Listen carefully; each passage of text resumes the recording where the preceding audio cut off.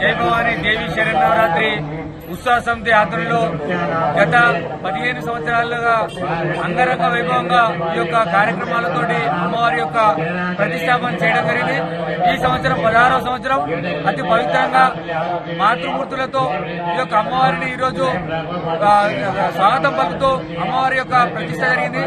దేశం మొత్తం సుఖ సంతోషాలతో ఉండాలని, ముఖ్యంగా తెలంగాణ పాడి పంటలతో విరజిల్లాలని చెప్పేసి, గ్రామంలో అందరూ కూడా మంచిగా ఉండాలని చెప్పేసి, ఆయురారోగ్యాలతో ఉండాలని చెప్పేసి, సంతోషంతో ఉండాలని చెప్పేసి, పాడి పశువులు చల్లంగా ఉండాలని చెప్పేసి, ఆ అమ్మవారి యొక్క కటాక్షాలు ప్రజలపై ఎప్పటికీ ఉండాలని చెప్పేసి తెలుపుకుంటూ ఈ యొక్క సంవత్సరం 16వ సంవత్సరం కూడా అనేకమైనటువంటి కార్యక్రమాలతోటి ఈ యొక్క జై భవానీ దేవి శరన్నవరాత్రి ఉత్సవ సమితి ఆధ్వర్యంలో అనేకమైనటువంటి కార్యక్రమాలు చేయడం జరుగుతోంది.